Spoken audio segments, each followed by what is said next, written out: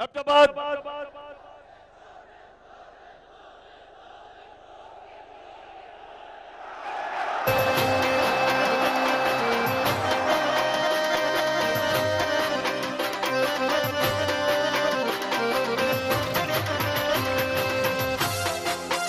हाँ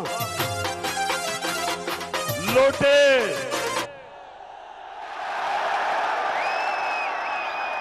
जहां तक मेरी गिनती है पख्तूनख्वा में से तो सिर्फ एक लोटा निकला है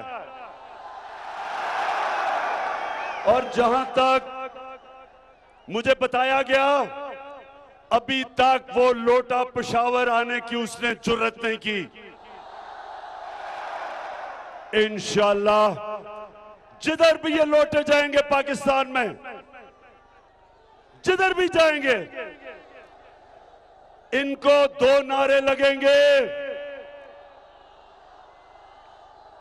दो नारे क्या हैं?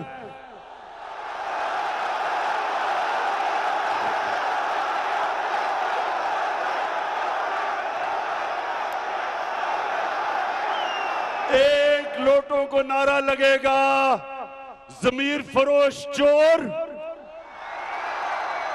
और दूसरा नारा लगेगा गद्दार। जिधर भी ये जाएंगे इनको पता नहीं कि ये 2022 का पाकिस्तान, इसमें हमारे नौजवानों में शऊर है, कौम बेदार है। बड़े तो छोड़ो, स्कूल के बच्चों को भी पता है कि लोटा क्या होता है। इन्होंने एक अमरीकी साजिश का हिस्सा बनके,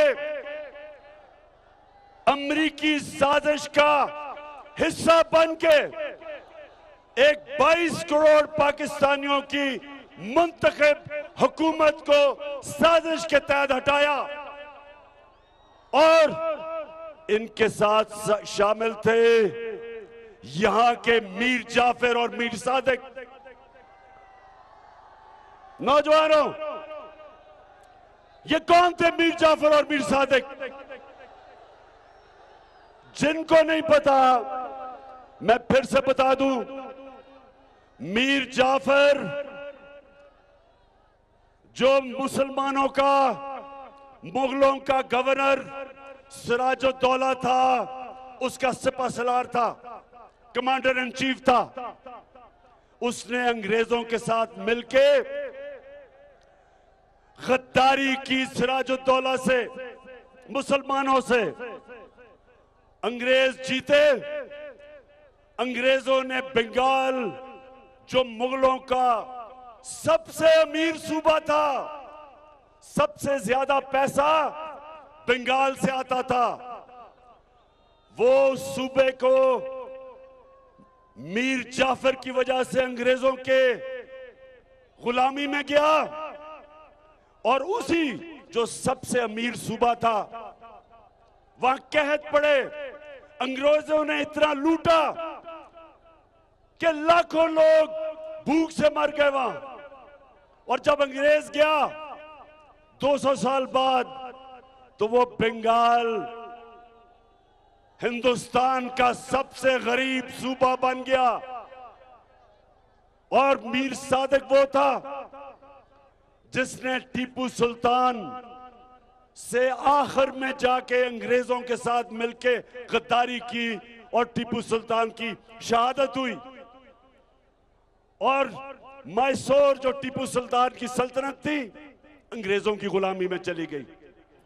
ये गद्दारों ने आज ये किया पाकिस्तान से कि एक पाकिस्तान का प्राइम मिनिस्टर जो किसी से बुरे ताल्लुकात नहीं चाहता, जो किसी के मुल्क के खिलाफ नहीं है, सबसे दोस्ती चाहता है, लेकिन जो चाहता था कि हमारी फॉरेन पॉलिसी हमारे लोगों के मफादात की तहफ़्फ़ुज़ करे, हिफाजत करे, हम अपने लोगों को किसी मुल्क के लिए कुर्बान ना करें।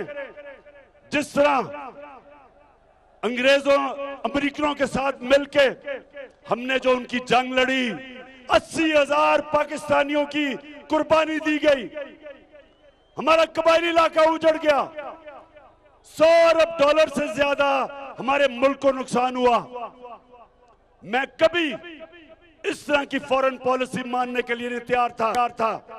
मैं कभी अमेरिकनों को पाकिस्तान में बेसिस देने के लिए तैयार नहीं था। मैं कभी, हमें इजाजत नहीं दी। हम अच्छाई का साथ दें, राय हक पे चले, इंसाफ के लिए खड़े हों, लेकिन अल्लाह ने हमें ये इजाजत नहीं दी कि मैं कहूं ना मैं तीतर हूं ना मैं बटेर हूं, मैं तो न्यूट्रल हूं। मैं बार बार कहता हूं, न्यूट्रल सिर्फ जानवर होते हैं। इंसान को तो अल्लाह को जवाब देना होता है। उसने तो दुनिया में भेजा है और उसने आपको कहा है कि आखिरत में मैं तुम्हारे से जवाब लूंगा। क्या तुम राय हक पे चले? क्या तुम इंसाफ के साथ खड़े हुए? क्या तुमने जुल्म का मुकाबला किया? क्या तुमने नाइंसाफी के खिलाफ जिहाद की? क्या तुमने अपनी आजादी के लिए, क्योंकि अल्लाह ने तो आपको ला इलाहा इल्लल्लाह के बाद आजाद कर दिया, क्या आपने एक इंपोर्टेड हुकूमत के खिलाफ जदोजहद की? पूछेगा अल्लाह आपसे। आप ये नहीं कह सकेंगे नहीं जी मैं तो न्यूट्रल हूं। आपको उसने ये इजाजत नहीं दी। जानवरों को आप देखते हैं प्रोग्राम्स में, बड़ा शेर आके किसी हिरन या किसी जानवर को पकड़ लेता है, कोई उसको बचाने नहीं आता क्योंकि वो न्यूट्रल है सारे। इंसान को उसने इजाजत नहीं दी। इंसान को उसने कहा है आप जालिम के खिलाफ खड़े हो, मजलूम के साथ खड़े हो, आप सच के साथ खड़े हो, झूठ के खिलाफ खड़े हो, आप अच्छाई के साथ खड़े हो और बुराई के खिलाफ जिहाद करें। आप कभी भी जब आप तस्लीम करेंगे कि 60% कैबिनेट जमानत पे है, प्राइम मिनिस्टर जमानत पे है, चीफ मिनिस्टर पंजाब जमानत पे है, बाप बेटे के अलावा नून लीग को कोई मिलता नहीं है, उधर आसिफ जरदारी जमानत में है, उसकी राना सनाउल्लाह जमानत पे है। तो ये जब जिस मुल्क के ऊपर चोर डाकू कातिल ऊपर बैठ जाएं, नौजवानों उस मुल्क का कोई मुस्तकबिल नहीं है और हम सब पे फर्ज हो जाता है कि हम इस जुल्म और नाइंसाफी के खिलाफ खड़े हों। तो मेरी सारी आपको आज पैगाम एक ही है, तैयारी करें। 20 तारीख के बाद जब भी मैं आपको कॉल दूं, हाथ खड़ा करके बताएं कि आप तैयार होंगे उसके लिए। जो वहां नहीं पहुंच सकते वो एबटाबाद में निकलें, लेकिन निकलें सब। आप सब निकल के बताएं, अमेरिका को भी पैगाम जाए कि ये गुलाम कौम नहीं, ये आजाद कौम है और हम चेरी ब्लॉसम को बिल्कुल तस्लीम नहीं करेंगे। और ये जो इसने आके कहा कि मैं अपने कपड़े भी उतार दूंगा आटा सस्ता करने के लिए, खुदा के वास्ते शहबाज शरीफ ये ड्रामे खत्म करो। तुम्हें लोग पहचान गए हैं, वो ऊंची बड़ी बड़ी हैट पहन के कभी किधर पड़ रहा है, ये ड्रामे कर रहा है कि मैं अपनी कपड़े उतार दूंगा। शहबाज शरीफ खुदा के वास्ते कपड़े ना उतारना, हम खौफ से मर जाएंगे। सिर्फ एक काम कर दो, वो जो तुमने और तुम्हारे भाई ने और तुम्हारे दामाद ने और तुम्हारे बेटों ने और नवाज शरीफ के बेटों ने और इसहाक डार और उसके बेटों ने जो तुमने पैसा चोरी करके बाहर लेके गए हो, बस वो आधा ही पैसा ले आओ, हम गंदम की कीमत खुद ही नीचे कर देंगे। ड्रामों का टाइम चला गया शहबाज। ये सोशल मीडिया का जमाना है। हर रोज या तुम्हारा झूठ पकड़ा जाता है, या वो मरियम का झूठ पकड़ा जाता है। जलसा किया अभी पिछले दिनों में किधर, पिंडी गेप में 4 बजे जलसा था, कोई लोग ही ना निकले, लोग ही ना निकले। फिर बड़ी दूर दूर से लोगों को लाके अंधेरे में जलसा करके और झूठ का पुलंदा कि मेरी पाकिस्तान तो, इंग्लैंड तो छोड़े, पाकिस्तान में भी कोई प्रॉपर्टी नहीं है। अच्छा, अब आखिर में एबटाबाद आपका मैं शुक्रिया अदा करना चाहता हूं।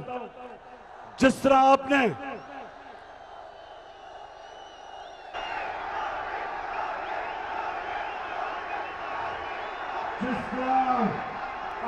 हमें इलेक्शन जिताई, शिकस्त दी, कहते थे कि नून लीग का गढ़ है। नून लीग, ये आज मेरी बात सुन लो, इलेक्शन से ना भागो। जब भी इलेक्शन होगा तुम समझ के तुम अब सेंट्रल पंजाब में रह गए हो, तुम्हें सेंट्रल पंजाब में भी अब छुपने की जगह नहीं मिलेगी, क्योंकि इस पंजाब के, पाकिस्तान के लोग गैरतमंद लोग हैं। हमारे लोग गैरतमंद हैं। हम बूट पॉलिशरों को साथ नहीं चलते, हम अमेरिका के गुलामों के साथ नहीं चलते, हम डाकुओं के साथ नहीं चलते। ये कौम अब तैयार है।